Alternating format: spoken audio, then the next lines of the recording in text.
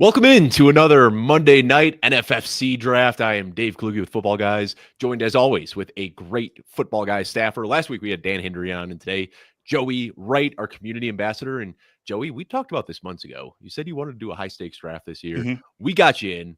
First ever high stakes draft. Are you sweating? Chills? Goosebumps? What's happening to your body right now? I want to hear it. I'm just manifesting stuff this year. You know, I wanted to be in a high stakes draft. You made it happen, Dave. I don't want to say I'm nervous because I'm here with you. I know the draft's going to be good.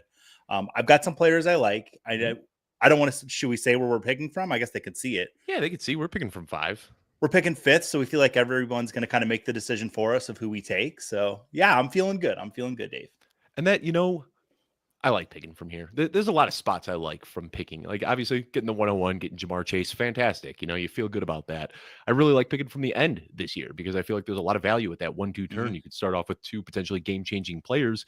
But I think if I have to pick from anywhere on the board, it's 5th. And we're putting the cards out there. That's kind of the benefit of joining these drafts is we live stream the events, and you can at least take one person and kind of see their cards a little bit as they're drafting. So we've got our queues filled right now. Jamar Chase, CeeDee Lamb, Bijan Robinson, Jahmyr Gibbs, Saquon Barkley. We're just going to let the league mates make the decision for us. We don't really have to do much. We just sit back here at 5. Whoever goes off the board with the top 4, we are more than happy to walk away with one of those guys with our first pick. Absolutely. And if somebody wants to take Bo Nix, go for it. We'll take whoever you want in those top 4. But yeah, I think the top 5 is a pretty good spot to pick from. So let's talk real quickly, Joey, on Justin Jefferson.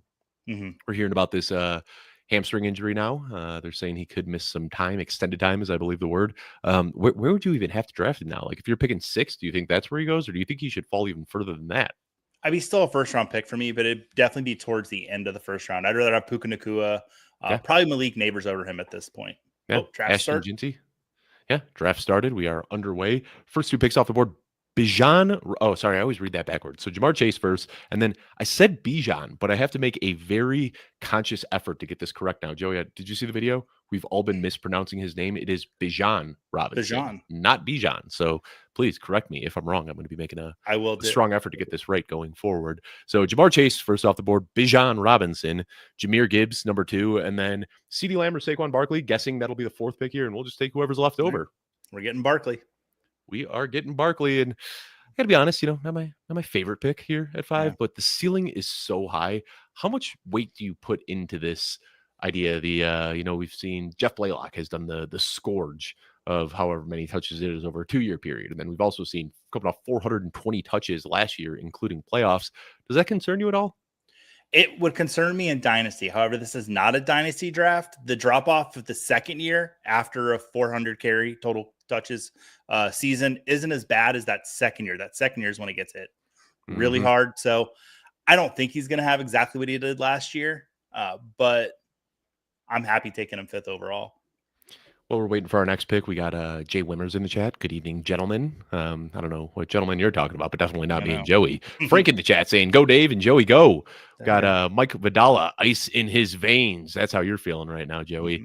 Mauricio Gutierrez, high stakes and muchachos de football. Thanks for tuning in, Mauricio. Jay Wimmers saying, I do feel good about Chase. So we got our 101 drafter in here getting some insider information. Corey Spala on the Yay Rock Media channel shouting out Swag City.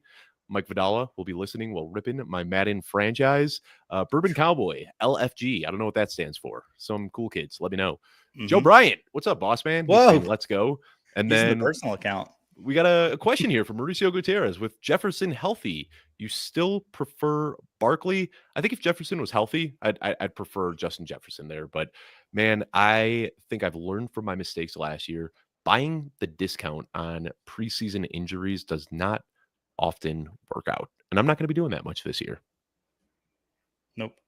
I did. Also, we got Chase is also in the chat, who just took Amon-Ra St. Brown at the 7th pick. So I think everybody who is in this chat is watching right now, trying to get any edge they can in these high stakes leagues. Also want to remind you that we're doing this every Monday at 8 p.m. Eastern between now and kickoff. So we'll be sharing the link sometime within the next couple of days if you want to join and be in the draft next week. For anyone who isn't drafting and just watching, appreciate you being here. Thank you for taking the time. But we will be doing this every single Monday, 8 p.m. Eastern, right here on Twitter and YouTube. Perfect. I did realize something a little funny. What's that? Normally, I'm the one putting the comments up for you, but since I'm here, I guess we have to do that part together. We have no producer here today. We are just winging it. I don't know who gave us the keys to the company account, but here we go. So let's go ahead and pick up everybody else who is unable to see this. After we took to Saquon Barkley, Justin Jefferson, as we talked about, went 6th off the board. That Amon St. Brown, Christian McCaffrey, who we talked about maybe taking over Saquon Barkley. Clean bill of health. We've seen McCaffrey come off of an injured season before and just smashes the RB1, so that's a good pick there. Malik Neighbors, Puka Nacua, Ashton Jinty, Brian Thomas, Drake London, Devon Achane, Nico Collins, and Derrick Henry. We're a few picks out here, Joey. Let's start throwing some names in the queue. We started off with Saquon Barkley. I don't think this is a bad year to start off running back heavy if we want to go that route. Lad McConkey just went off the board, but I like Jonathan Taylor here. I like Garrett Wilson, Jackson Smith-Njigba, Chase Brown. Brock Bowers, not crazy about, but if you want to take him, we can get weird here. Who jumps out to you with this 20th pick? You said A.J. Brown and Garrett Wilson. Like, we got a running back in the first round, so I kind of want to grab a wide receiver in the second. There's a running back that I'm pretty sure will be there in the third that I like quite a bit. So A.J. Brown or Garrett Wilson will kind of be my pick. I was really hoping that just went off the board. Oh my So goodness. Garrett Wilson, and I think if Garrett Wilson also off the board, so JSN. Are we going JSN over Jonathan Taylor? Because Jonathan Taylor at 20 is pretty tough to pass up. I'd be happy with either here. Joey, you make the decision, JSN or Jonathan Taylor. Let me take a see what we got left in the queue there. And I will say, good. Jonathan Taylor. That's where I was hoping you'd go, Joey. Jonathan Taylor, we saw 30 points per game over the final month of the season last year, just 2 years removed from being the number one overall running back. And we, Saquon Barkley and Jonathan Taylor, not crazy about starting running back, but I feel like by the time I get to like round 7 or 8, I always like the way these teams look because there's just so much wide receiver value in those middle rounds, or like early to middle rounds 3, 4, 5, 6, 7, 8. I feel like you can get some really good wide receivers there. So I never feel great clicking that second running back in round 2, but I think we're going to like the way this looks after a few rounds, Joey, if we're just patient with it. Absolutely. Yeah. Hampton moving up into that turn in the second, third round. And he was going like mid third, fourth, man. I think people are just writing Najee off as a complete non-factor at this point based on, what we've seen showing up with the big sunglasses. And I've heard you couldn't really see. They were all like very grainy pictures. Was that a really thick beard that he was wearing, or was he wearing like a ski mask to cover his face? Could you tell, Joey? He had the thing up too. What is the windbreakers that got the little beard guard? So maybe he's trying to hide it. I was looking at the draft board. I have the draft board up. You have it up there now. It looked like a lot of wide receivers were going. So when we hit that second running back, I was feeling good. And then right off the gate, 3 wide receiver build. Like, let's go. All right. Never can predict. Yep. And I mean, this has been a pretty wide receiver heavy draft so far. So, Joey, this is something that I preach all the time. And you, a seasoned fantasy football player, you know it yourself. I take value in the early rounds. I don't really come into a draft with a strategy saying this is what I want to do. Like I want to build a 0 RB team, or I want to build a hero RB team. I just eat up value in those first 2, 3, 4 rounds. And from there, you kind of formulate what you want the strategy to look like. So right now, I mean, Saquon Barkley and Jonathan Taylor, that is a great start right there. Still a few picks out, but people are still hammering wide receivers. We've seen, only 3 teams so far have gone through 3 rounds, and 2 of them are wide receiver, which, my goodness, there's a running back that is still on the board that I'm going to be really enticed to take if he's here with our 3rd pick. I think what I'm talking about. I think I do. And I think that was the running back that I was like, I think it'll be okay if he's there in round 3. Well, there he goes. That's who I was thinking of. I don't know about you, but Chase Brown was the guy that I kind of had in mind that I would have been okay with our round 3 pick. And the name we were tossing around, taking ahead of Jonathan Taylor, is also still on the board. So kind of interested to see some of the value fall here in this one. Joey, I mean, of course, we want to keep every edge we can here, but we're also doing this for fun. Do we want to start throwing names out, or do we want to keep them in the private chat? I mean, still a few picks out here, but there's a few guys on the board that I would be very happy with this next pick still. We can talk about them out loud. The JSN and T. Higgins are kind of the top of my list right now. How much would you hate if our 3rd option would be Trey McBride, a round after Brock Bowers? I have Trey McBride as my tight end 1 right now. Yeah, so I'm ahead of Bowers. Goes off the board. kind of expected that. I mean, that is a huge fall for JSN. I thought he would have been drafted a little bit earlier. T. Higgins goes off the board. So now the pick is back to us. And we talked about this. Trey McBride, I think, is the one that jumps out here. There's nobody else. I mean, I like James Cook and I like Kyron Williams, but I don't like them enough to justify taking them as the third running back in round 3. So I think Trey McBride is the pick here. And we're just kind of committing at this point to a 0 wide receiver build, which means we'll be taking a quantity over quality approach a little bit later in the draft, but that's never a bad thing with wide receivers, especially a very good rookie class coming in with a lot of rookies that are falling into the late rounds because they got round 2 and round 3 draft capital, but guys that are in good situations with good upsides. So that's probably what we'll be prioritizing a little bit later. But flipping back over to the draft board here. So we started off Saquon Barkley, Jonathan Taylor, Trey McBride. Can you feel the testosterone coursing through your body right now, Joey? I mean, this is a high T draft right here. Yeah, absolutely. So coming back around, I mean, the nice thing, picking at 5, we don't have to wait too long for our next pick. But let me ask you, when you start like this, where we have just punted wide receiver, and again, I want to say, I think it makes sense to punt wide receiver because team 6, team 7, team 10, team 12, we see 3 teams right now that are just committed to going wide receiver, wide receiver, wide receiver. That just opens up value for other positions. Absolutely. And if you look at how this draft's unfolded, like we were talking before show, we were hoping CeeDee Lamb was going to fall to us at 5. That's where we kind of wanted to go. And then Garrett Wilson was the name we said we wanted to take in the second round. And then JSN and T. Higgins. So we're kind of just taking value like we had talked about earlier. And at some point, we're going to hit a lot of great wide receiver value. Mm-hmm. Still a few picks out. Rashee Rice going off the board here. That is one I was aggressively drafting Rashee Rice in the middle of round 2. And then the news came out about a potential suspension. I kind of expected his ADP to balance out somewhere in like the round 4 to 5 range, but people are still holding it down with a 3rd round pick on Rashee Rice. I don't know about you, Joey, but I just can't justify that. Not at that point. Maybe at the end of we're at the 3-4 turn almost with them. Yeah. That'd be towards the end of the 4th, with the 3rd round burst like this. I mean, if he walks away with, let's say a 4-game suspension, he appeals it in 2 games. I think it's a great pick at that point. But if he gets 6 games, if he gets 8 games, I mean, that's basically just lighting a 3rd round pick on fire. And I'm never a big fan of doing that. I flash back a few years ago to when Alvin Kamara was suspended for 6 games and he was falling into round 8 that year. Similar upside, a player in the prime of his career, but people are getting a little bit crazy about him right now. So let's flip back over to here. James Cook is the one that jumps out to me. Are we on the clock right now? Yeah, we are. Yes, we are on the clock. So I like Alvin Kamara here quite a bit, but there's one guy might be a little bit of a reach, Joey. Do you think we could wait on the name that we said, or should we just go out and get him now? Because I like Jameson Williams here as a wide receiver 1, but there's a few wide receivers I like here. McMillan. All right, let's do it. So this is a guy that you and I both talked about. I've been drafting very, very aggressively. I'll usually try to wait to get him in round 5, but if you want to just get your guy, go out and get him. And you look at the potential ceilings for the wide receivers in this range. It's weird. It seems like guys that are drafted inside the top 10, these rookies, are always getting steamed up into the first 3 rounds of fantasy drafts. But the markets just haven't done that with Tetairoa McMillan. And I don't know if that's because of Bryce Young or just the Carolina Panthers as a whole, but it just seems like he is one of the better values in drafts right now. So might be a little bit early, going for him in the middle of round 4 here. But if you don't think a player is going to make it back to you in the next round, sometimes you just got to bite the bullet and take that player.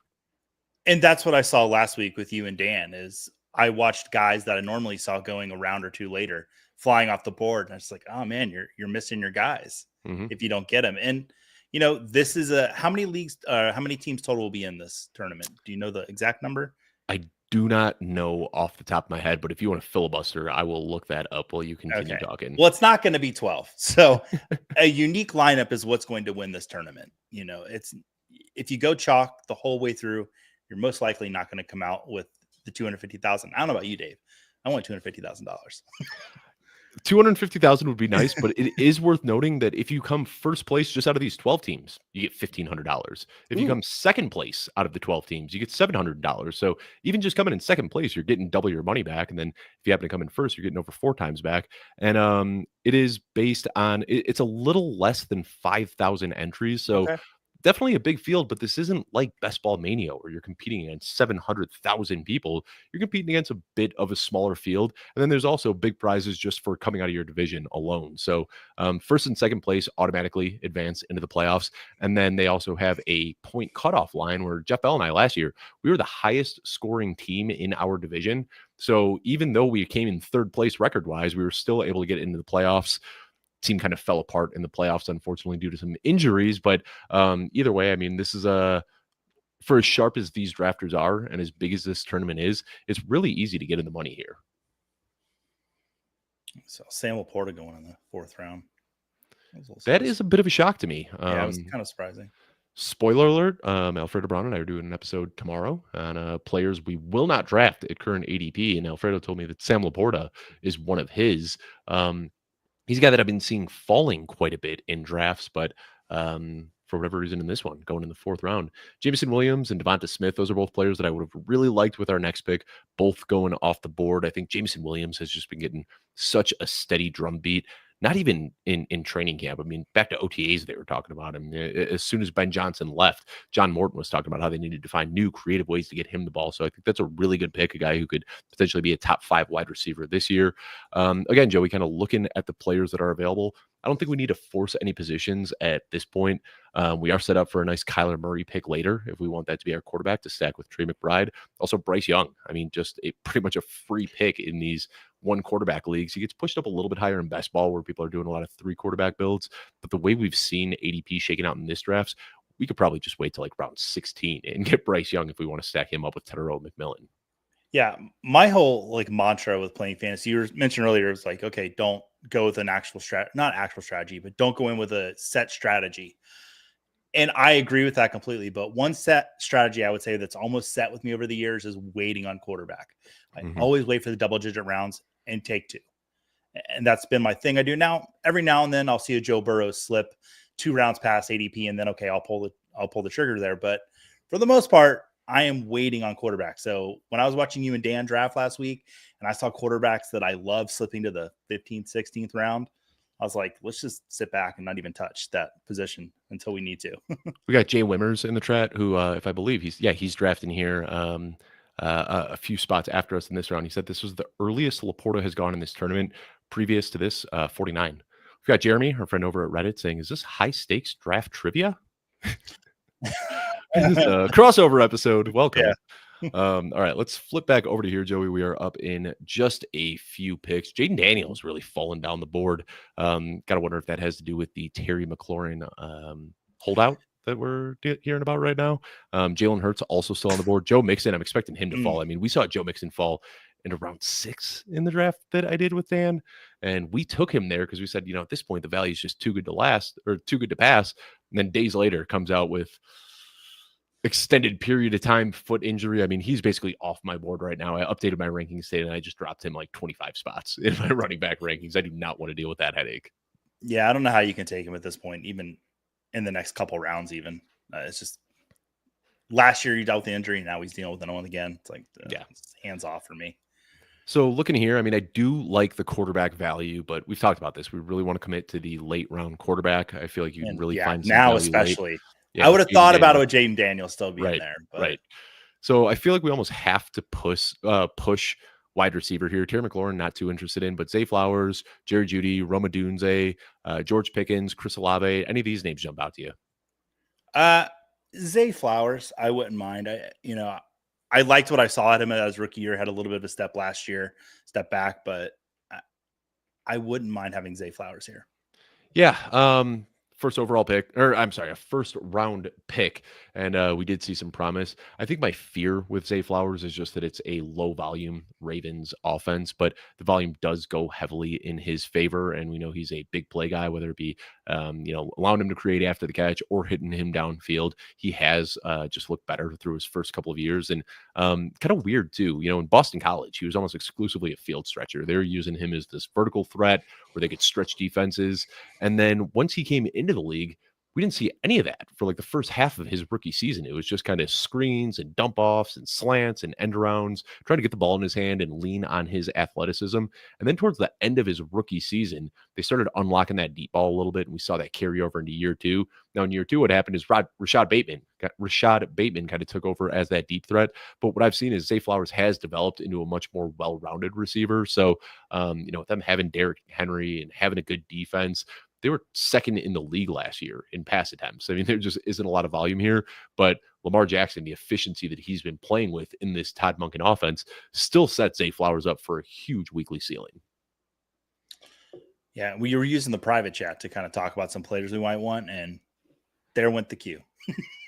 Yep. Yeah. Pickens would have liked him quite a bit. That's a good pick there. And he has really, if you're into training camp highlight clips, George Pickens, it seems like every day a new highlight comes out of him, but that's not all that different from what we got in Pittsburgh too, where he was regularly pulling up big highlights on the practice field. So, there was one name that you sent in the private chat that is still available.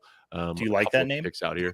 I do. Yeah. Okay. And there's somebody else that I like even a bit more that I will drop in the chat right now. I don't know your thoughts on that player, but this is my primary target right now if he makes it back to us. I have him back to back, so either I'm completely fine with. Yeah. And I think now that we have things made, Emeka Egbuka. That is a very early Emeka Egbuka pick, but man, the drumbeat that's been coming out of Tampa Bay, I see the shirt, Joey. I knew who you cheer for. Emeka Egbuka, man. We got a quote from Baker Mayfield the other day that he looks like an absolute stud. Baker Mayfield's words. And now with the rumors that Chris Godwin might not be ready, I mean, yeah, Egbuka, I think that's a strong pick there. Yeah, this is one of the few instances where my fandom came in handy early season because I was getting a lot of them in Dynasty because I gotta I'll just pass over RJ Harvey and I'll describe Egbuka. And now it's really starting to pay off for me. Now, had we gotten AJ Brown with that round 2 pick, like we were hoping, Jalen Hurts right here would be an easy pick, but kind of shocked to see him falling as far as he is. Somebody, I think it might actually be, hold on, let me take a look. Trying to see where the AJ Brown, so still a few picks out from the AJ Brown drafter there, but all right, Caleb Johnson goes off the board. I think the easy pick for us right here is Chris Olave. This is a guy who I know there are quarterback concerns about New Orleans. I'm not going to pretend like there aren't. But this is a guy that we were drafting in like round 2 last year and then dealt with some concussions and now is just falling into round 6 consistently. He's one of my most drafted players. That's just kind of an easy pick for me in round 6. We know he's super talented, very little target competition. And trust me, I'm scared of the quarterback situation there too. But if he's getting 10 to 12 targets a game, I don't really care that much. Excellent. Got Mauricio Gutierrez in the chat saying, yesterday I made the AJ Brown, Jalen Hurts, Dallas Goedert stack in Pros vs. Joes. That's a good one. That's a nice stack. So we've got a lot of balance. Yeah. No, I was kind of looking at what we have compared to what everyone else. And and that's what I'm saying. Like, it always feels gross starting running back, but this value that we got at wide receiver in the middle rounds. I mean, we started running back, wide receiver, and still walking our way with Tedero McMillan, Zay Flowers, and Chris Olave. That's not a wide receiver room that you feel bad about. No. And this is a start 3 wide receiver league. So, and full PPR. And, we will probably continue looking at wide receiver with these next couple of picks because we do have to take a quantity over quality approach. We'll probably be drafting wide receivers for our bench before we're even looking at depth at other positions or quarterback. But, that's just kind of what we have painted ourselves into that corner. I'm going to drop 2 names to you in the private chat real quick, Joey. 2 guys that are jumping out to me that I would like to get. And might be a little bit early for both of them. But again, I think when you're in this position, we're not really taking value at this point. We're taking high ceiling wide receivers, and I still see a handful of them. Yeah, I'm, I don't want to completely. Well, let's take a look here at some of the running backs that are available as well. Tony Pollard, Isaiah Pacheco, Quinshon Judkins, Brian Robinson, Tyrone Tracy. There are still some decent running backs available, but we're really hoping with this build that Saquon Barkley and Jonathan Taylor are going to stay healthy for us. So we start dipping into the running back early here. I don't think it's really necessary. I think we stick with the wide receivers, looking over at the tight ends, TJ Hawkinson, Travis Kelce, Mark Andrews. I definitely don't shy away from 2 tight end builds, even if I get an elite guy, but I'd need somebody to really fall well below ADP before I'm thinking about any tight ends in the next 10 rounds or so. Yeah, I'm looking at the board that Pacheco just went up, so I can't. And Hawkinson's still there, but I don't even know in round 7 if I would, since we have McBride, if I would even want to grab him there. Yeah, I think like if we didn't take McBride in round 3, I'd be looking at Hawkinson or Kelsey if they were there with that 7th pick, but probably not with the build that we have right now. The one thing with Chris Olave, I think that might be causing him to fall a little bit is, especially in these big tournaments, people want to stack so much. And I don't know who we're supposed to stack Kelsey with. Like a couple of months ago, I was drafting Shug in round 18, but now we're getting word that Spencer Rattler is getting reps with the ones every other day. I don't even think that they know who their quarterback is going to be yet. So it does make it a little bit difficult to stack him, which might be why he's falling a little bit. Obviously, we can't get the Lamar Jackson stack here, but still open for Kyler Murray, Bryce Young. Those are both guys I'd feel pretty good with. We also talked before the show about Anthony Richardson, a guy that we might take in this draft. Late. However, Joey, you know the splits. Jonathan Taylor with and without Anthony Richardson. And a build like this where we spend a 2nd-round pick on Jonathan Taylor, we are really capping our upside if we do decide to take a shot on Anthony Richardson late. Yeah. I'm looking to see what Team 12 does here. We've got, I think everybody in our queue that we mentioned is still there, which means they're all now going to take him back to back. Most likely, yes. Yeah, and let me see what screen am I sharing right now, because I can start dropping some names in the queue so that when we are up for our pick, we can kind of look at who's available and talk through it a little bit. But yeah, I think there's some players that are still available that I think would make for really strong wide receiver 4s, wide receiver 5s. If we decide to double tap here, but just some good wide receiver value falling, and that's what happens oftentimes. Is you'll see the wide receivers kind of go crazy in these first 3 rounds. It's funny how they shook out that we've got all the wide receivers over here in the early rounds, and then all of the wide receivers over here in the middle rounds. We've really seen the board kind of flip now, and just one wide receiver in the last 8 picks now, which was Jacoby Myers since ours. Yeah, that running back depth was really starting to kind of dry up. Even there's a few running backs later on that I like a lot, especially in PPR. Yeah, I might have just tipped my hand a little too much there, but but then I'm looking like we're probably going to take wide receiver with our next pick, and then once this wraps back around in round 8, Team 4 already has 3 wide receivers. Team 3 has 4 wide receivers. Team 2 has 4 wide receivers. Team 1 has 3 wide receivers. So I think we're just going to continue seeing wide receiver value fall in these next 2 rounds, which is why you play value early. Got Brandon in the chat saying, going with y'all exclusively for my fantasy football needs this year. Already pre-ordered and went with the Hall of Fame package. Prove me right. Welcome. We love our football guys. Thanks for joining us this year. Good news for Tyler Guyton. No torn ACL, a bone fracture, out 4 to 6 weeks from Schefter. Thank you for letting us know about that, Mauricio. That would have been a huge loss for them. Jay Wimmers, my last draft was the opposite, all green on the front half of the board. And we saw that as well in our last draft. There's Ricky Pearsall. We were hoping for the next pick. And still shocked to see Juwan Jennings still going ahead of Ricky Pearsall. Ricky Pearsall, we are quickly getting our queue empty. We talked too soon. We're like, wide receiver value is going to fall. And sure enough, no wide receivers taken with the last 8 picks and then 4 consecutive off the board. Julia Papworth, how's it going? She's saying, let's go, boys. Look what we did, Julia, just for you in round 3.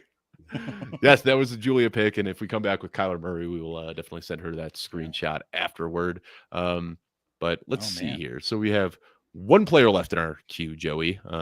Really hoping that he makes it here. And this next one, maybe I'll tip my hand a little bit to Team 7 and Team 6 if they're listening. It's going to be a reach if he's available, but a quick riser right now that we are A-okay paying up for. Joe Mixon off the board, still falling quite a bit. Those guys, like I said, wasn't even on my radar. I mean, he'd have to fall to like around 9 or 10 before I'd be thinking about it. And I was about to say, I was expecting Team 6 or 7 to take TJ Hawkinson. Neither of them had a tight end that far after Kelsey. And I think we know who we're taking here with Stephon Diggs. Yep. And that's one shout out. Adam Hutchison has just been so ahead of the curve on injuries all offseason. And he was telling me months ago, like, Stephon Diggs' ADP makes no sense. He's going to bounce back to the player he was. And then we get this report now in New England that he looks just as healthy as ever, that he's going to be ready for week 1, that he's already carving out a role as Drake May's wide receiver 1. But the ADP is starting to move up a little bit, but I don't think it is fully adjusted yet. That has been a guy for me that has just been like an auto pick in round 7 when he's there. So I feel really good about that one. And looking at the wide receiver room that we've built out here, I think especially having Tetero McMillan, who might take some time to come on, having a veteran like Stephon Diggs, who will be ready week 1. I mean, he's going to be in our week 1 lineup. And Joey, between Tetero McMillan, Zay Flowers, Chris Olave, Stephon Diggs, would it surprise you one bit if Stephon Diggs ends up being our highest scoring wide receiver on this team? Not at all. I was looking at our wide receiver room with 4 wide receivers. We have 4 wide receiver 1s on their teams.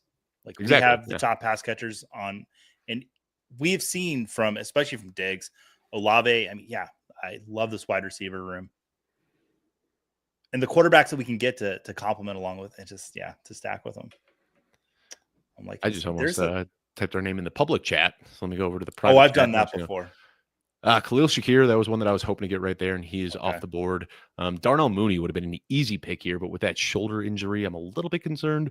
They're saying a few weeks, but that's a few weeks where he is not getting camp reps with Michael Penix, so that worries me a bit. Typically what we see in a lot of drafts, Joey, is when Jaden Higgins goes off the board, Trey Harris goes right after. So I'm wondering now with the reach on Jaden Higgins, do we just do it now and reach for Trey Harris? Probably a little bit too early. I think there are some other guys that jump out to me. But let's just go ahead. I mean, why not? We can start throwing some names out there. Who is piquing your interest right now? I was kind of looking at Josh Downs a little bit. You mentioned, we would cap our upside if we took Anthony Richardson late, but I might be able to offset it a little bit.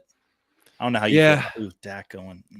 Yeah, I think my fear, I just don't want to be overweight on the Colts. Like, I'm okay sprinkling in one guy here. I feel like if we do go that route, or if we take Jonathan Taylor and then we take Josh Downs here, we almost need to force ourselves to take Daniel Jones later, just like plug our nose and take him in round 18, because those investments say that we're probably expecting Daniel Jones to be the starter.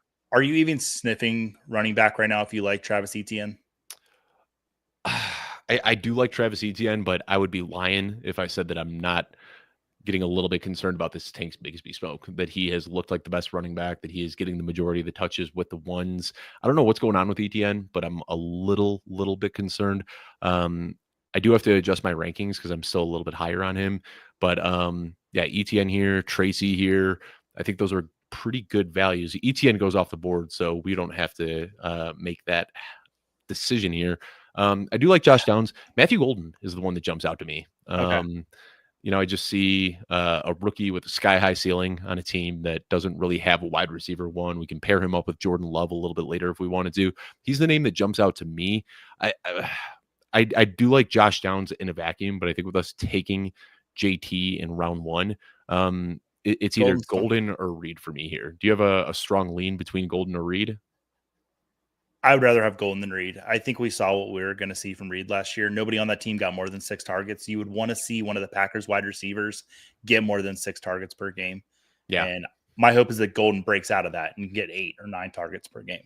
And I think it just kind of seemed like Love was looking around to find his, almost in a way like Aaron Rodgers used to, but then Aaron Rodgers would kind of hone in on one target, whether it be Jordy Nelson or Devontae Adams. I feel like Love's still kind of looking for that guy, and I don't think he found it last year. So just taking a look at the quarterbacks now, too, because we have Stephon Diggs. Love me some Drake May this year, and potentially getting Drake May to stack with Diggs. I think that would be a really nice setup. So we've got options to stack. We can get Kyler Murray late to stack with Kyler, like we had talked about. We've also got Bryce Young if we want to really late, really wait. But I think that I didn't even think about it at the time. But Stephon Diggs setting up for the Drake May, I really like. And then Jordan Love as well if we go that way. And shout out Mike here in the chat calling that one out as soon as we took Stephon Diggs. So now we are at the point, Joey, where I feel like we have made up for the first 3 rounds, where we started running back, wide receiver, or running back, tight end. Now that we have gone with 5 receivers here in the middle rounds, I feel like we are balanced, and now we don't need to force any positions. Now we can just kind of let the board come to us from here on out. Except for quarterback. Just keep waiting. Yeah. No, and that's it. I'm going to keep waiting. Like right now, we've seen a handful of quarterbacks go off the board. I will say they're going a little bit earlier. Even this, though, Mahomes in round 8, I think that's what we saw with Dan. I forget if it was round 8 or round 9, but we're seeing these guys slip a little bit. And I don't want people to take this the wrong way. I think Baker Mayfield, Dak Prescott, Patrick Mahomes, good quarterbacks, of course. But I think when you're looking through a fantasy lens, I don't think the difference between these guys and the quarterbacks that you can get later when you're looking at, if you want to go as deep as a Drake May or a JJ McCarthy, there's such high ceilings with the quarterbacks that you can draft later that it's so hard for me to pay up for these kind of middling QB1s. Baker Mayfield last year, yeah, he was a top 3 quarterback, but the Tampa Bay Buccaneers ran red hot. We've seen this with other non-mobile quarterbacks that one good season can push them to an elite finish. But that's just not a profile that I want to bet on consistently. We've seen at this point Patrick Mahomes a handful of seasons now outside of the top 5. He is not giving you that ceiling that he was when he had a prime Travis Kelce and a prime Tyreek Hill. Dak Prescott is a value I like quite a bit, but in this draft, going ahead of Patrick Mahomes, you're not getting the value there. You're paying up for Dak Prescott, and I'm not crazy about that. Yeah, I like that Darnell Mooney pick that just went off the board. He was who I would have taken over Golden if there wasn't a little bit of an injury. Mm-hmm. But I just wish they're calling it a shoulder sprain. I think the immediate reports going out are a potential broken collarbone, a shoulder sprain, not quite as bad, but they're still saying potentially 4 to 6 weeks, which could cause him to miss the early part of the season. No, I know we talked about Josh Downs and Michael Pittman, both of them going off the board a little bit after our picks, but I see some of the names that you threw here in the private chat, and I like these ones quite a bit as well. Not only are they good picks, but also setting us up for potential stacks later on as we talk about, love stacking, especially in these types of payouts or these type of formats with the top end payouts. So still a few picks out. Let's take a look over at the running backs here, Joey. Quinshon Judkins still falling. I don't have an answer for that. I just wrote an article today with my running back rankings, and I have a tier in the RB 30-ish range, and that tier is I don't know where to rank Joe Mixon and Quinshon Judkins. And I just put them side by side around like or running back 36 or something like that, and just said, I don't know what to do with these guys. Like, they might not play at all this year. They might be top 5 running backs. They are 2 of the toughest clicks for me right now in fantasy. Yeah, and the thing with Judkins is we have no idea what his replacement would be at this point. And I think that was kind of like, well, we know Judkins is going to be the starter here. But then when he goes out, is it going to be Dylan Sampson? It's going to be Jerome Ford. We don't really know. Ford's banged up now, too. He's dealing with an injury of his own. So, like, at this point, Dylan Sampson is like the last man standing, and he's not even a prospect that I like. But what we're expecting work to go to Pierre Strong? I don't think so. So it's probably going to be Dylan Sampson's job, at least to start. So how do you feel about taking 2 running backs to kind of complement each other then in a draft like this? Are you saying like where you get 2 from the same backfield? Yeah, 2 from the same backfield. I think that's okay. In best ball, I'm not crazy about doing that, but I think here where you're actually setting a lineup, it does give you a little bit of insurance. Now, I don't know if I'd want to take, like a Kenneth Walker and a Zach Charbonnet where you're getting both of these guys inside the top 10 rounds. But I think if you can get like Quinshon Judkins now and then pair him up with like a round 16 Dylan Sampson, I definitely don't hate that. Yeah. So is that what we're thinking with our next pick is Quinshon Judkins? Because I'm not totally opposed to it. I don't mind. There's a name that if he's there, that's the first name in the private chat. I would much rather have him. Yes. Over not knowing what's going to be up with Quinshon Judkins. And then if we do get that player, it sets me up for my highest drafted quarterback so far this year, a guy that I've got on 35% of my team. So I just can't get enough of him. So let's see, 2 picks out here. And I'll just say it. I mean, 2 guys that are in the queue right now, I'd be happy with either of them, Luther Burden or Trey Harris. So we see Mark Andrews go off the board there. Trey Harris is the easy pick for us right here, right? Trey Harris. That opens us up for Justin Herbert, who is still available and one of my favorite quarterback values this year. But even with this next pick, we threw around Quinshon Judkins. If he's still floating there, do we take him in round 10? Is that the where we finally grab him? Here's the thing. And I don't want to talk legality or anything like that. We're pretty sure he's going to serve some time. But if this gets pushed to next year, I mean, that could be the pick that differentiates us from everything else and helps us win. Right. And the other thing, Saquon Barkley, we did talk about the potential of him falling off because of last year's workload. If that does happen, theoretically, he'd still at least play a few games before it really catches up to him. And maybe by then, Judkins' suspension is served. And then we've got kind of a replacement to fall back if things do just fall out from under Saquon Barkley. So, what I don't mind about taking Judkins with our next pick, if we were to do that, is there's 3 other running backs that I would be fine taking in round, what would it be, 11? that I'm really happy with to be our RB3 if Judkins were to sit out the whole season. Right. Yeah. And I guess that's the risk you got to take. Everyone's risk tolerance is different. Secretly, I'm not kidding. I hope somebody else takes Quinshon Judkins before our pick in round 10, so we aren't forced to make that decision. J.K. Dobbins is the guy that I really wanted in the next pick, just goes off the board right there. Yeah. I don't know who made that pick. Shumway. I think that's a great Somebody pick. made the decision for us. There you go. Well, J.K. Dobbins is my most rostered running back. I was just checking this morning. 37% of my teams that I've drafted so far this offseason have J.K. Dobbins. I like RJ Harvey a lot, but I think that J.K. Dobbins is the one that profiles to be the pass catching back there. And I got to give it to Cecil Lammey. Always keeping his ear to the street when it comes to the Denver news. And as soon as that signing happened, he came out and he said Dobbins is RB1A, RJ Harvey is RB1B. And I don't think people wanted to hear it, but the deeper we get into camp and the deeper we get into the offseason, that sure is the way it sounded like it's coming out of Denver now. Let's put some names for you in the private chat there if we were to go a certain way. Yep, I like all of those names. There is still a receiver that we talked about with our last pick. I know we have really been just mashing. Oh, there is in the middle. Yeah. I would want that receiver over them because I feel Zach Charbonnet was in our queue. He just went off the board, but we're 2 picks out right now, and there's a handful of guys in the queue. This is really kind of a sweet spot where there's some really high, and this is what I was saying. When we punted on running back early, this is where I think you could just get so much wide receiver value, and we have gone pretty aggressive after the rookies so far. So maybe we don't do that pick.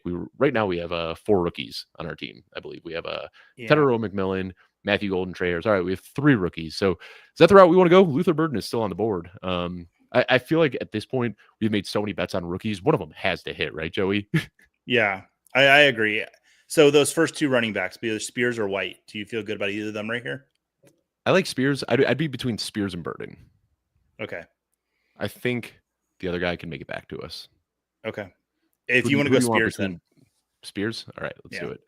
I do like Burden there, but going 4 rookie wide receivers does feel a little bit risky, but we also know those rookie wide receivers are more likely to outperform their ADP than any other position there. Luther Burden finally back at practice today. Has yet to practice, been dealing with this hamstring injury since May.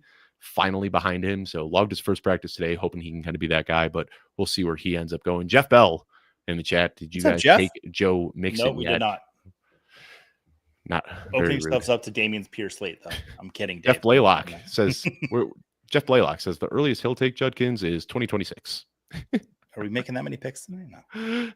The Rashad Bateman pick, if we would have not taken Zay Flowers, he would have been somebody I was looking at, but I don't really want to double up with that Ravens wide receivers at that point. I choose to believe you were sniped on Mark Andrews when you took Trey Harris. Let's go back and look at the board there. When we took Trey Harris, that was coming this way across the board. We didn't really have interest in Andrews. He wasn't even on our radar because we liked Trey McBride there. We were pretty dead set on taking Trey Harris. We even talked about potentially taking him in the round earlier. Over Golden, Yeah, and what I said is what I've seen a lot in drafts, and it makes sense. Both of them landed on good offenses with good ample opportunity. Jay Higgins and Trey Harris are usually going back-to-back in most drafts that I do. So for us to get Trey Harris a full round and a half after Jaden Higgins went off the board, that to me feels like a pretty good value there. Although McBride and Andrews, we did talk about, it's not crazy to do 2 tight end builds this year with the way they're falling. Would you have preferred Andrews over Njoku? Yeah, I have Andrews easily over Njoku. Yeah. Okay. Yeah. Andrews is my tight end 5. Bashal Tutin still going off the board early. I don't know what to make of that Jacksonville backfield right now. Did Bigsby go yet? Bigsby is still, ETN went earlier than ADP. Bashal Tutin went earlier than ADP, and Tank Bigsby is still just floating out there. Jeff, I missed you had McBride catching up. Well, catch up, Jeff. Yeah, I think Jeff was critiquing our 8th round pick without even looking at our 3rd in typical Jeff fashion. Jeff and I used to be on Team Quentin Johnston together. And I'm sorry, I just like Trey Harris more than Quentin Johnston, and I betrayed Jeff in all matters of Quentin Johnston, and I'm sorry, my friend. So, Joey, I got to say, man, like if you look at this board, this looks bizarre. Well, there's Tank Bigsby going off the board. It looks bizarre hammering wide receivers this early, but I think we kind of hit before the fall off at wide receiver, because now you see Rashid Shaheed, Rashad Bateman, Jalen McMillan. I mean, don't get me wrong, good players, but you're hoping that they can really step into new roles or maybe be an injury away from a big role, where we were able to lock in a lot of high ceiling guys in those middle rounds. And now looking at the guys that are on the board, we've already got our two good running backs in Saquon Barkley and Jonathan Taylor. We threw in Tajay Spears, who could potentially have some standalone value with elite contingent upside, as we saw in the one game last year without Tony Pollard, 28 opportunities and over 100 yards in that game. And now with these next few picks, this is where I really like to hammer these injury away running backs that have almost no projectable volume, but they can stumble into a bigger workload if an injury were to pop out in front of them. When it comes to quarterbacks, these late quarterbacks that we'd be interested in are falling. I mean, Bo Nix has been sitting atop the queue for a couple of rounds now, and we've seen some people pay up to get the stacks that they wanted. But us looking at potentially Kyler Murray, Justin Herbert, Jordan Love, Drake May, we see these guys falling around 15 and 16 in a lot of drafts. And I think that that's probably where we just wait. I mean, all of these guys are very close in ADP, kind of similar to what we did with our first pick, letting our league mates make the decision for us. I think we kind of do the same thing here with quarterback. Yeah, I haven't even looked at quarterback yet. Like when you said Bo Nix is still available, I was like, oh, really? I was scrolling through wide receivers, and I love what you said about, like, you might have got a little upset with us hammering wide receiver so young, so quick, but I'm looking now. I don't think I see somebody I could even think has a good chance to lead the team in targets. Maybe one other guy that's still out there, and I think we could still get him a couple rounds later. But yeah, I'm scrolling through here, and I think we got it before the end of the clip there. And the one guy that we were talking about taking over Tajay Spears, still floating around out there, which I'm kind of surprised is the one that I think could just a target monster. Yeah, but yeah, I have thoughts on Wan'Dale Robinson. I mean, he was terrible last year. The volume was there. My hope, what I've been kind of trying to wish cast into existence, is that they just put Tyrone Tracy in Wan'Dale Robinson's role. We saw last year over 140 targets going there. Wan'Dale Robinson or Tyrone Tracy converted wide receiver. If they can just kind of put him in that short part of the field, just hyper targeting him, I think that would be great for Tyrone Tracy. And I don't know if they want to put Wan'Dale back in there, but could be fun either way. The two players that we talked about with our last pick, we were kind of torn between three guys with our last pick. We got the guy that we wanted, and the other two are still available. Yeah, I did click to see if I missed any news on because we mentioned Luther Burden. I'm like, did we miss some news or something? But no, he's falling. He's back at practice today. And I mean, my take on Luther Burden is that you could potentially be getting a supercharged Amon-Ra St. Brown, a guy who plays out of the slot, rips off big plays after the catch, breaks tackles, all that fun stuff. And I could see Luther Burden potentially being that guy. But there's also a running back in this range that I really like that is still sitting there as well. My most drafted player this year. Yeah. So we got this next pick is going to be a head or a heart pick, because I think the head tells us. Oh, there he goes. Yeah, that's who we wanted with that next one. And I'm sorry. I mean, I couldn't take him ahead of Tajay Spears. No, I agree. It's fine. Yeah, but that is you don't typically see Rachaad White going ahead of ADP, and he just did in this draft. So whoever that was, who made that pick? Ranigan? Yes. Very sharp pick. Good job, Renigan. I just think early in the season, Rachaad White could get. I mean, we've seen him get, especially in PPR. He was injured last year. Yeah, people seem to forget about that when talking about the Bucky Irving breakout. Is that Rachaad White injured his ankle, and that's what really opened the doors for Bucky Irving. But Rachaad White's still a very good player. Absolutely. Tristan Wirfs probably missing the beginning of the season. I just see Baker kind of checking down a little bit more to Rachaad White and just being a lot of value there. Man, are Drake we just going to? I think we have to take Burden here. I mean, we're taking. It was one of the two, and happily take Luther Burden. Yeah, so I mean, like I said, we have really going with Tedero McMillan, Matthew Golden, Trey Harris, Luther Burden. I mean, at this point, we've got 4 lotto tickets when it comes to hitting on this year's like big rookie wide receiver. So hopefully we got him, and hopefully all 3 of these guys pan out. The reality is, looking at likelihood, 2 of these guys are probably going to be pretty worthless, and 2 of these guys are probably going to be starters, and one of them could potentially be a league winner. So let's hope for the best here. But Joey, looking at the board, we are looking at the same players available right now. I am sitting on the running back tab, and there are so many guys that I would just be more than happy to take with our next picks here. Okay. We did see Drake May go off the board, but like I said, there's quite a few white quarterbacks that I'd be okay with. So I think we can wait on quarterback until we see some more going off the board. I think this is the point where there are just a lot of injury away guys that we start stashing in case something does happen? There was a guy I put in the private chat. I know we already have a tight end, but I really like Tucker Kraft at this point, but now he's gone, so don't have to worry about that.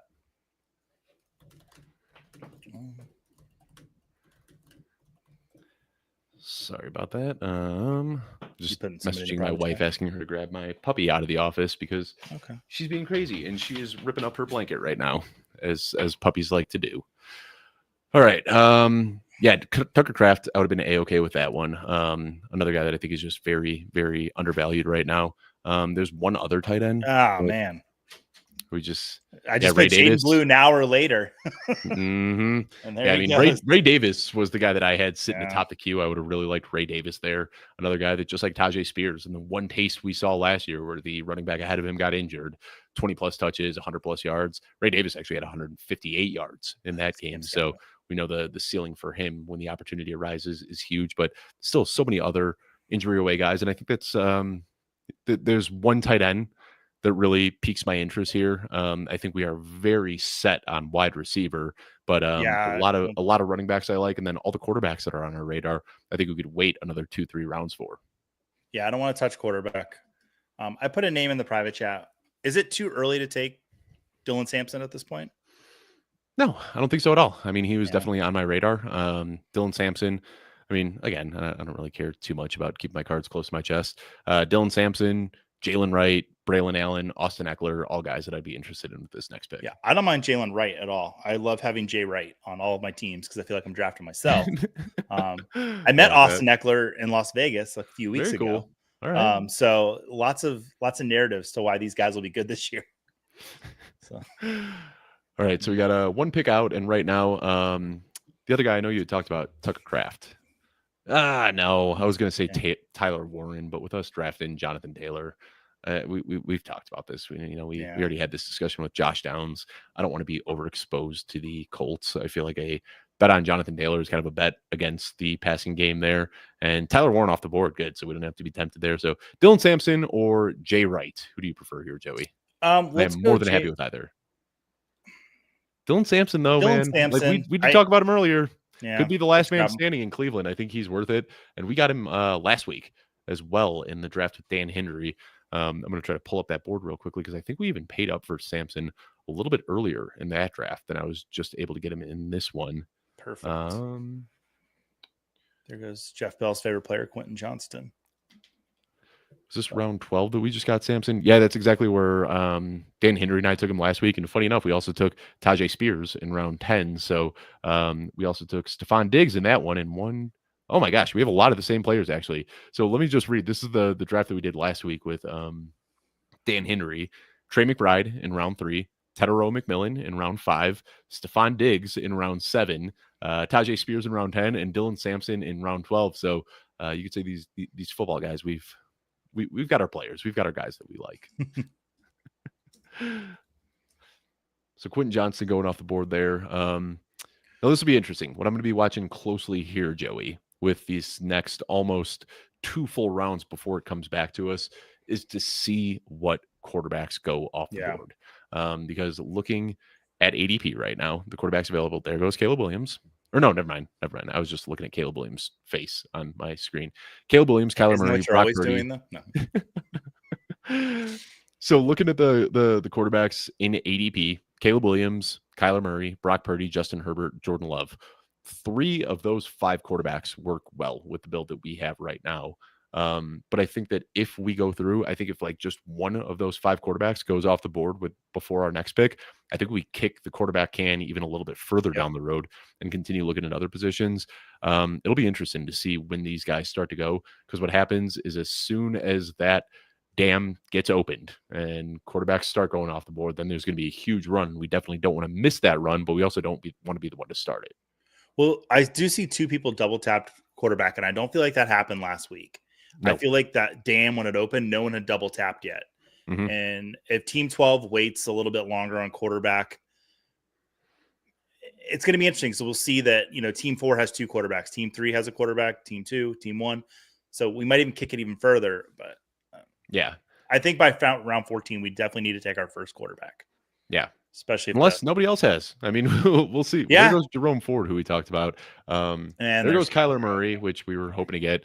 The Kyler Trey McBride stack is always a fun one. It just feels like a discount Lamar Andrews stack that like people are paying up for aggressively over the last few years, and it feels like you can get pretty similar production for so much cheaper. When you look at the tail end of his schedule, even I think it's like the last 8 weeks of the season for the Cardinals, their matchups are really good. I know defense has changed from year to year, but it shouldn't be changing that drastically. Like Kyler Murray has one of the best end of the season quarterback runs you can possibly get. I've been drafting Kyler Murray a lot of places. Mm-hmm. I was really hoping he was going to fall to us there, but I don't mind. I don't regret taking Dylan Sampson where we did instead of. So we've got Wimmers. If you remember the guy picking from 101 who went with Jaden Blue and Ray Davis, he said that he would have taken Dylan Sampson. So queued up. I mean, that's a good one. Braylon Allen just went off the board. I see Jeff Bell calling that out in the comments. That would have been one that I would have liked to get. There was some like spring buzz about Isaiah Davis, but man, they have just been gushing over Braylon Allen. And it seems like every day we see these highlights coming out of Braylon Allen, a young player that didn't do a ton as a rookie, but seems firmly entrenched as the RB2. And, there's still a lot of camp left, and we see running backs get traded all the time in camp. I still can't help but wonder if Breece Hall gets moved before the season kicks off, which would make Braylon Allen just a huge steal in draft. So he's a guy I've been trying to draft. I was really hoping we'd get him in round 13, but him already going off the board, that will not happen, unfortunately. But still a handful of running backs that I like, but that injury away pool does start to dry up pretty quickly.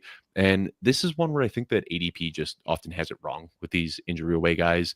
I mean, there are a lot of people that are projected for a little bit of work, and people tend to prefer those guys, like the third down back, over the guy that has to sit on the bench and wait for his opportunity. And at this point in the draft, I don't care about projectable volume. I just care about the potential contingent upside. So we're 3 picks away. I still think we wait on quarterback, Joey. Yeah, I don't think we need to take one. Yeah, if Kyler was here, I'd have taken Kyler. But with Kyler going off the board, I think I'm okay just continuing to wait on quarterback, especially when you see that over on the left side of the board, Team 4 is already double tapped. Everybody else has a quarterback. Pop Douglas would have liked him there. That is a good pick. But, Joey, I think we go with the running backs here. Austin Eckler was a name I threw around, a little bit more involved over the second half of the season than I think people realized. Nick Chubb is also kind of the anti-Joe Mixon bet if you want to make that. Blake Corum and injury away from a big workload. But the other one, and this is a little bit down the board, Marshawn Lloyd is a guy that I really, really like here.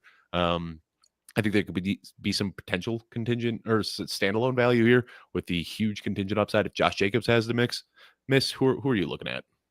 I look, running backs that you said, most likely Eckler. There's another running back that I like much later that I'd like to grab. We'll wait on him then. Let's go Eckler here. And I do think Eckler, it's kind of funny. I think we're doing the opposite of what Jeff said here. I think people draft based on projected points, and the third down backs project for more points than the guy who actually want in your lineup. I think that is correct. I think Eckler is a little bit of both, though. Eckler does have some of that standalone value. I mean, heavily involved as a pass catcher prior to his injury, and then he came back in the playoffs and immediately regained that role.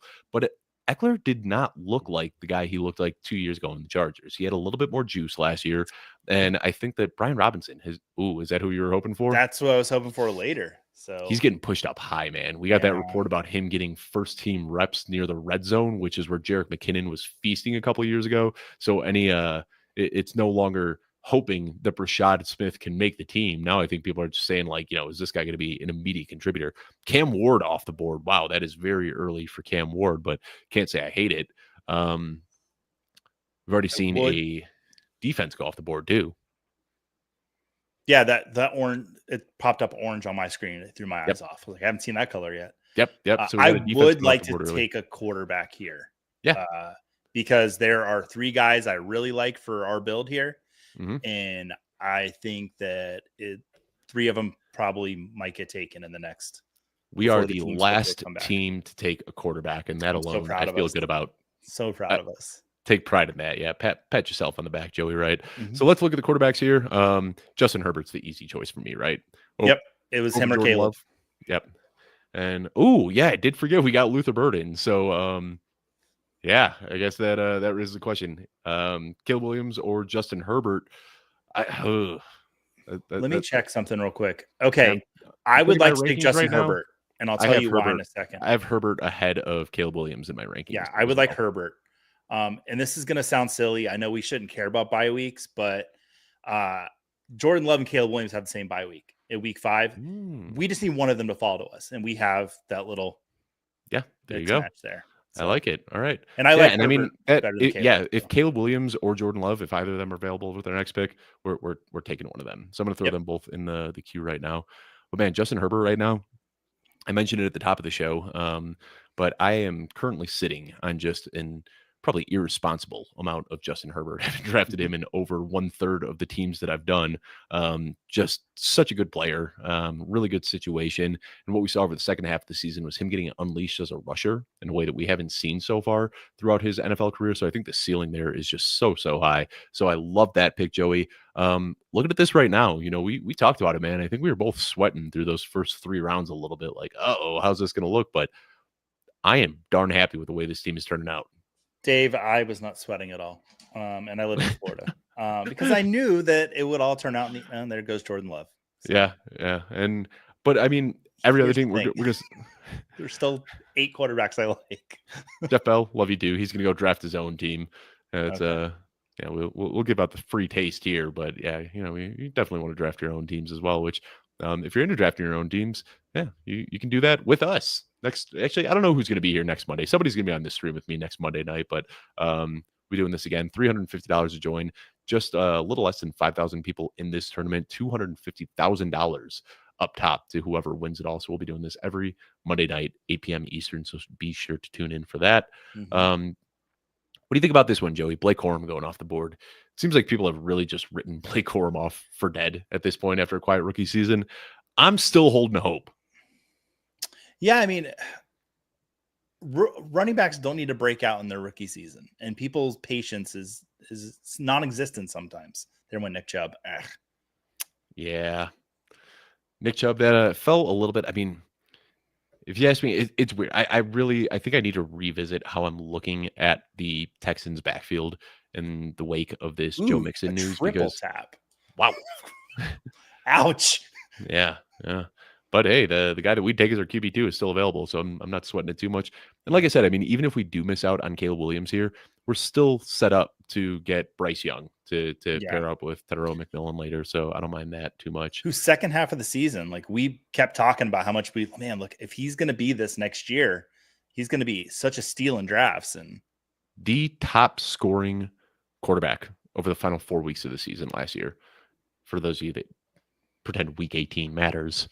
It does. They're still playing football, and Bryce Young had more points than anybody from weeks 15 through 18. And Bryce Young goes off the board. They're watching us, Dave. They know. They are. Yeah. I'm checking right now. We got 3,300 people tuned into this, so we assume that 11 of those 3,300 are probably sitting in this draft right now. Try to get everything. And I had a tweet ready to fire off that said if we hit 3,000 tonight, I was going to make Dave do something. Good thing I didn't send that off.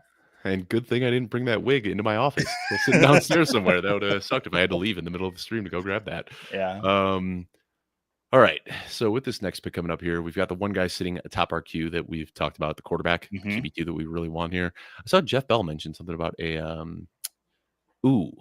just today, Marshawn Lloyd limped off the field at practice. Stayed on the field, but didn't continue practice and said watching from behind the huddle without an helmet. Man, tough start to Marshawn Lloyd's career so far. Hope he can get healthy in year 2 because we didn't see much of anything last year. But you know what we got to do here, right? Yeah, this is such an easy one. I saw the red pop up. Ladies and gentlemen, this is why you wait on quarterback, because you could walk away with Justin Herbert and Caleb Williams stacked with your pass catchers at round 14 and 15. Yeah, I love this. I love our team.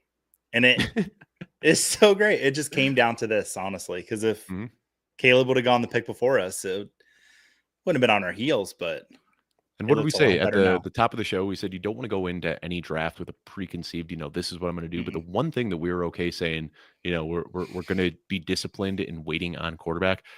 Keenan Allen, would have loved that pick there.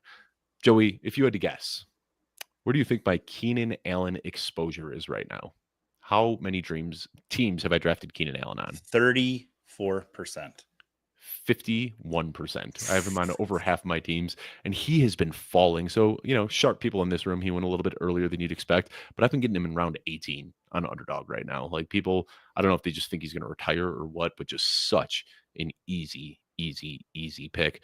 Now, we talked about a tight end. We have really missed there's one tight end available that I still like quite a bit if we want to dip in. That's exactly where my mind is. Because when you look, I mean, there's one other one. I'm going to send it to you here.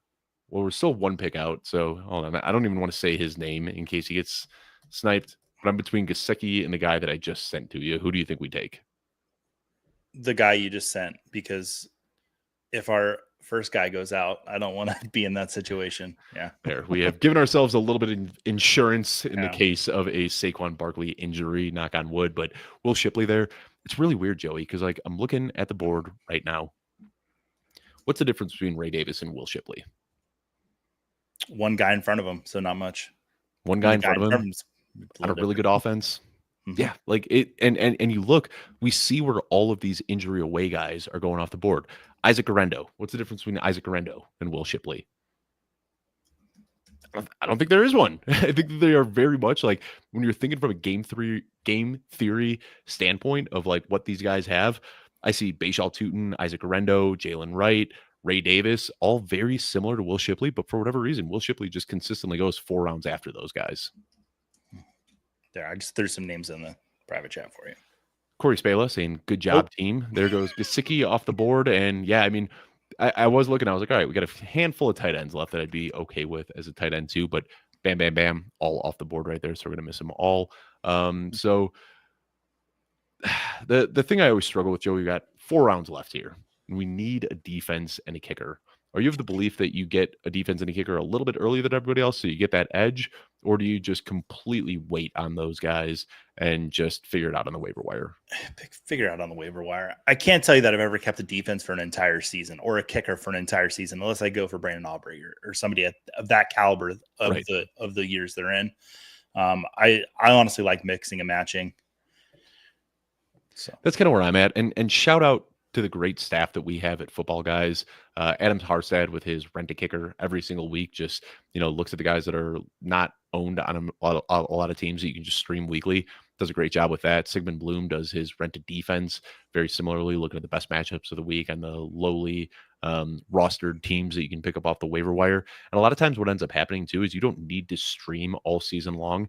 You kind of stream for the first 3, 4, 5 weeks. And then a lot of times you'll just stumble into a plug and play defense. And then you can start looking, 5, 6 weeks ahead saying, okay, like this is a tough matchup. Let's start planning ahead for that. That's what we did last year. Jeff Bell and I in this league.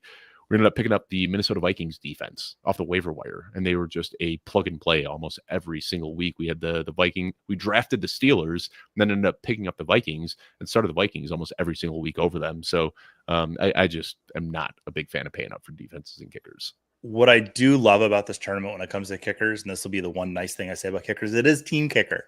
So if somebody gets hurt, you don't have to worry because you've got, we'll say, the Lions kickers. You've got the entire Lions kicking staff. Is there not really a staff? There's one guy, and then they go hire another guy if he gets hurt. So we got Jay Wimmers in here, the guy drafting from the 101. Thanks for being in the chat this whole time, Jay. That does mean a lot to us. He says, don't get the 3 quarterbacks and manage. I don't either. Like I've been A-okay doing a lot of 3 quarterback builds in best ball this year when I wait, but especially in managed leagues, those bench spots are so valuable for these injury away running backs that are just, potentially dripping with upside that it's really tough for me to use one of those spots, especially you need a defense, you need a kicker, you need running back depth, you need to have wide receiver depth for bye weeks. I tend to agree that I'm not crazy about paying up here.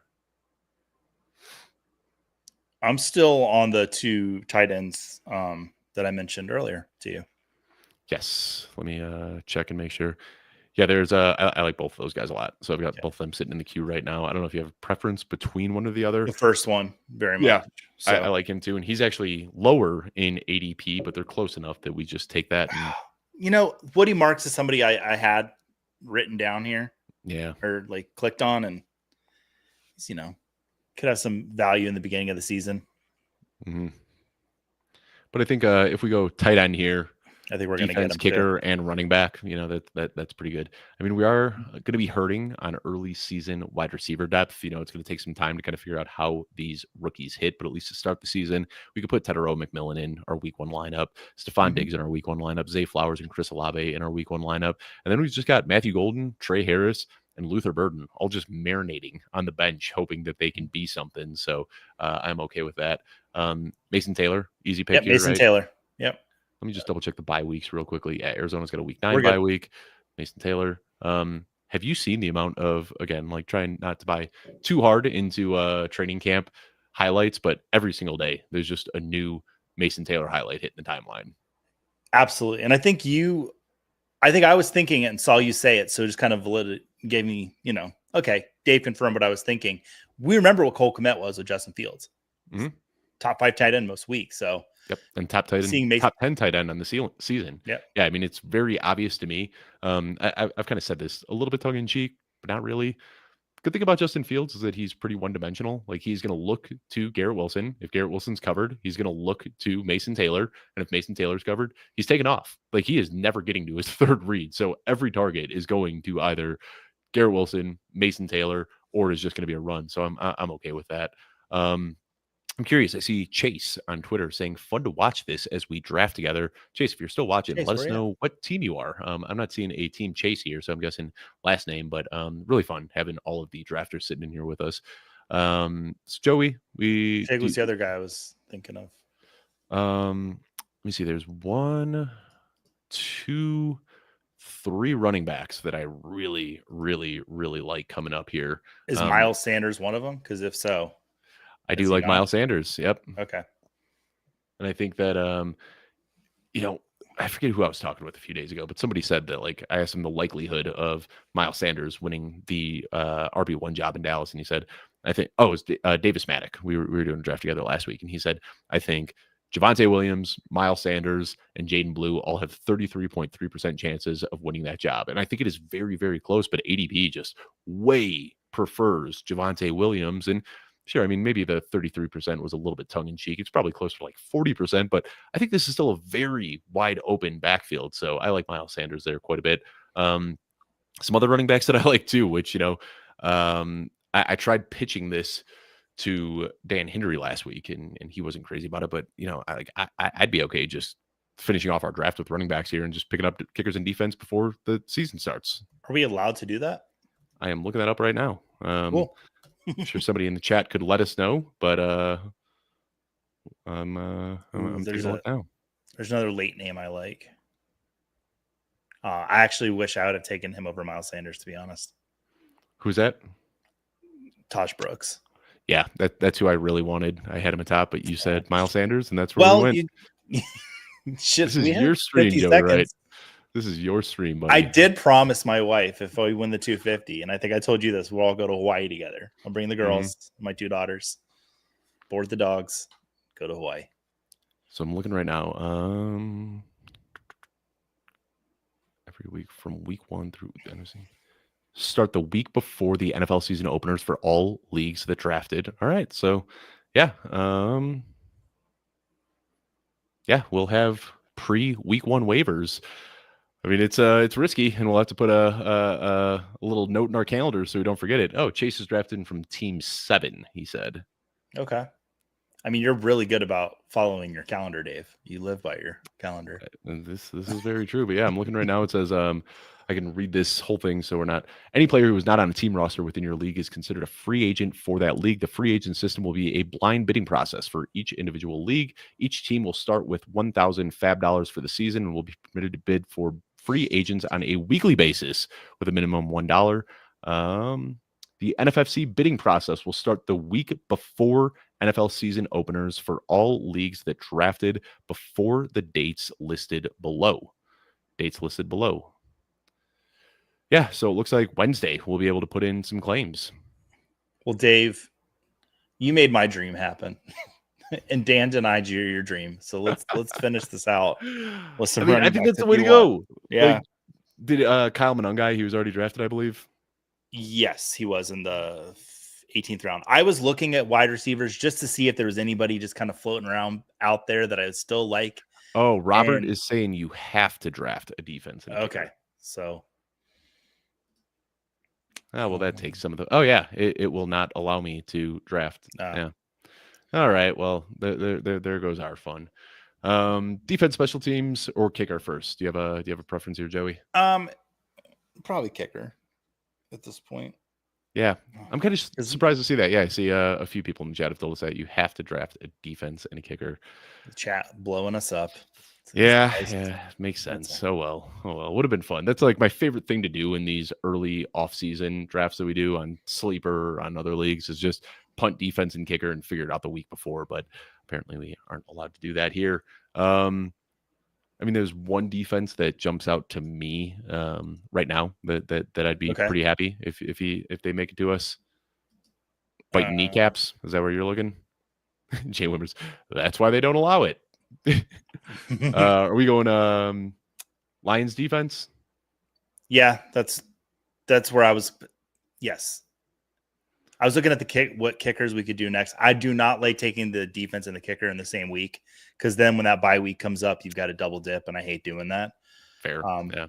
I do like the Lions kickers being in, but they're not indoors as much as they've been in previous years. So yeah, they got a tough schedule too. Tough road schedule this year. Same conference though. There's another team that plays indoors, and this is actually the kicker that Dan and I walked out with. I'm gonna be honest, man. I do. It would behoove me to probably put in some work to learn about kickers and defenses, but I just defer to Adam Harstead and Sigmund Bloom, who are, that Joey, they do the work, so we don't have to, right? That's right. What I say here. That's the motto. And sometimes I don't do work either, and I let Adam Harstead and Sigmund Bloom do the work, so I don't have to. All right, so do you want to go with the Vikings kicker here or the Bengals? Oh, Bengals kicker seems to make the most sense to me. Cold late season games, though, is the difference where Minnesota at least plays a lot of those late season games indoors. Let's go Minnesota. Yeah, I think that makes sense. Oh, misclick. That's okay. That's fine.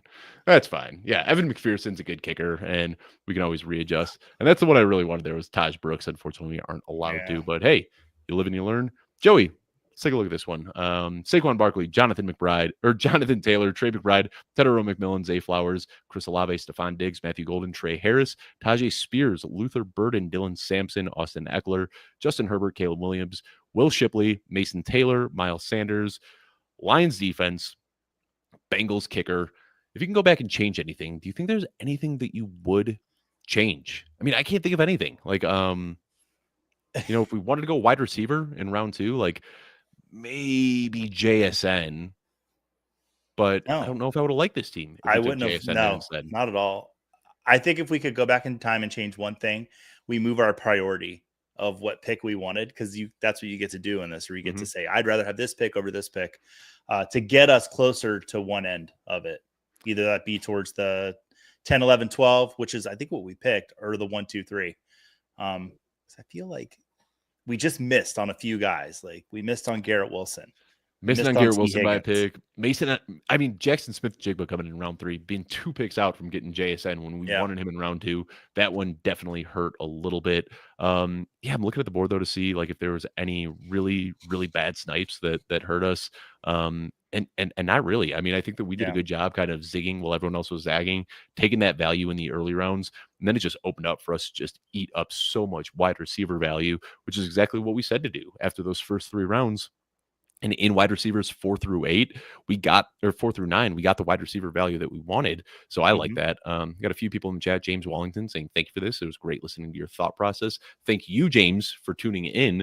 We wouldn't be able to have the luxury of doing stuff like this if it weren't for you listening and taking the time to tune in. So thank you. We got Jay Wimmers, a guy drafted from the 101. Thanks a lot for being here, Jay, as well. Hopefully you'll come for other ones. It sounds like you are a bit of a high stakes guy yourself, talking about some other drafts that you were doing this offseason. So hopefully you'll join us for more of these on Monday night.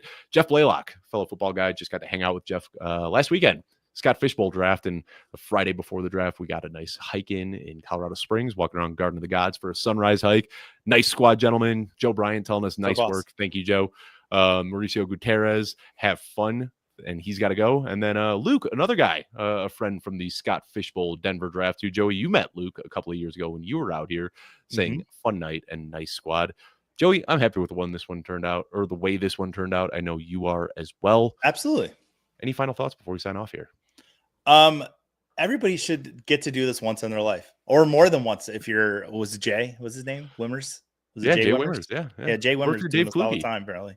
Or Dave Kluge. Yeah, Dave's every week. But yeah, this was super fun. I've always wanted to do this. I didn't panic because you were here with me to hold my hand, but we didn't really hold hands. I love our team. I think it's great. So should we put in our time off request now, yes, Joey, for when we win that 250 grand and me, you, Bethany, and Emily go on some tropical vacation for 2 months this spring? Joe would say, what time off? That's what he would say. Well, I want to thank everybody for tuning in. As I said, I don't know who the guest is going to be next week, but I will be back next week with another Football Guys guest. This is really fun, just going through with the different people, kind of getting different thought processes and different ways to attack this draft. But I want to thank y'all so much for tuning in, and we will see you next week.